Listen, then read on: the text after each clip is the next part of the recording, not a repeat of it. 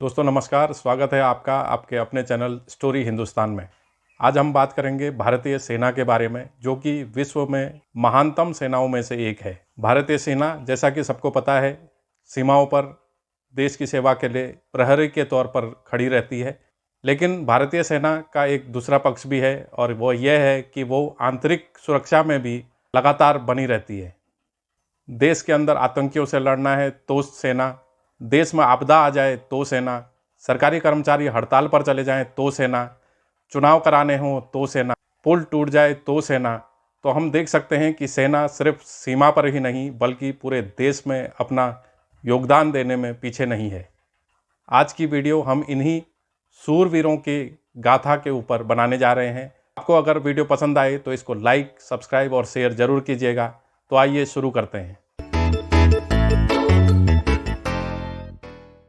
दोस्तों, भारतीय सेना की गौरव गाथा की बात करें तो जब भारत आज़ाद हुआ था तब हैदराबाद, जो कि एक स्वतंत्र रियासत के तौर पर रहना चाहता था और उसने ठान ली थी कि हम भारत के अंदर विलय नहीं होंगे, तब तत्कालीन होम मिनिस्टर सरदार वल्लभ भाई पटेल ने 12 सितंबर 1948 को भारतीय सेना को हैदराबाद के ऊपर काबू करने के लिए भेजा और महज 5 दिन के अंदर भारतीय सेना ने निजाम की सेना को हराया और भारत के अंदर हैदराबाद का विलय करवा दिया। दोस्तों, 22 अक्टूबर 1947 को पहला इंडो पाक वार हुआ, जिसमें पाकिस्तानी और भारतीय सेना आमने सामने थे।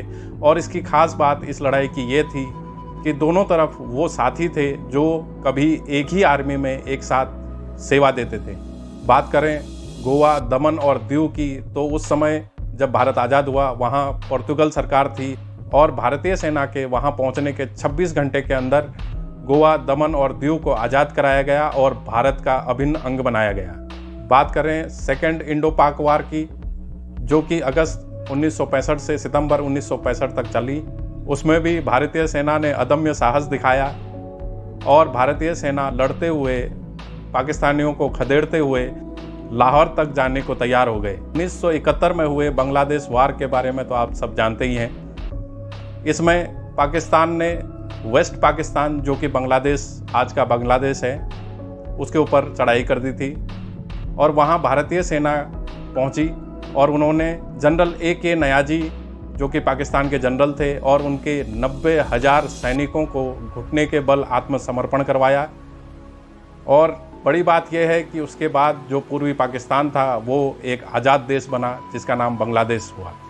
दोस्तों, 1999 में हुए कारगिल वार के बारे में तो सबने सुना ही होगा। कारगिल वार में लड़ते हुए भारतीय सेना ने 26 जुलाई को आखिरी चोटी के ऊपर भी अपना कब्जा कर लिया और इसी दिन को कारगिल विजय दिवस के तौर पर मनाया जाता है। दोस्तों, अब जानते हैं इंटरेस्टिंग फैक्ट इंडियन आर्मी के बारे में।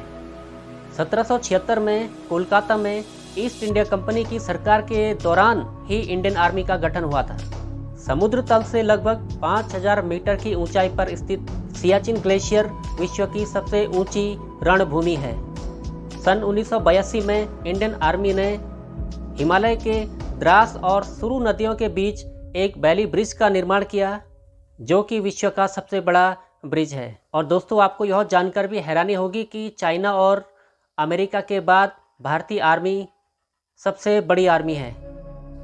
भारतीय आर्मी की सबसे खास बात यह है कि यह सबसे ऊंची और पर्वतीय युद्धों के लिए भी जानी जाती है।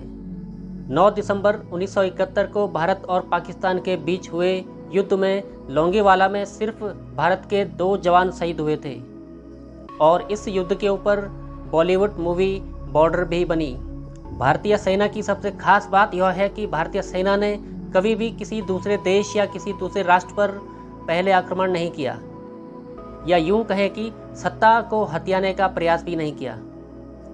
ऑपरेशन राहत के तहत भारतीय सेना ने उत्तराखंड में 2013 में आई बाढ़ से कई लोगों को बचाया। यह दुनिया में किए गए अब तक के सबसे बड़े राहत अभियानों में से एक माना जाता है। IMA यानी इंडियन मिलिट्री एकेडमी देहरादून, जो कि उत्तराखंड में स्थित है, जहां पर कि सेना में अधिकारी बनने के लिए ट्रेनिंग दी जाती है। और इसमें भारत के अलावा विदेशों से, जैसे भूटान, नेपाल, बांग्लादेश से भी लोग अधिकारी बनने के लिए आते हैं और सीखकर अपने देश की सेवा करते हैं। और भारतीय सेना का सबसे आदर्श वाक्य यानी आइडियल कोटेशन है स्वयं से पहले सेवा। आपको ये वीडियो कैसा लगा ये हमें ज़रूर बताएं। यदि आप इस चैनल पर नए हैं या अभी तक आपने इस चैनल को सब्सक्राइब नहीं किया है तो आप ज़रूर सब्सक्राइब कीजिएगा, लाइक कीजिएगा और यदि आपको लगता है कि इसे दूसरे को भी बताना चाहिए तो आप शेयर भी कर सकते हैं। धन्यवाद। जय हिंद।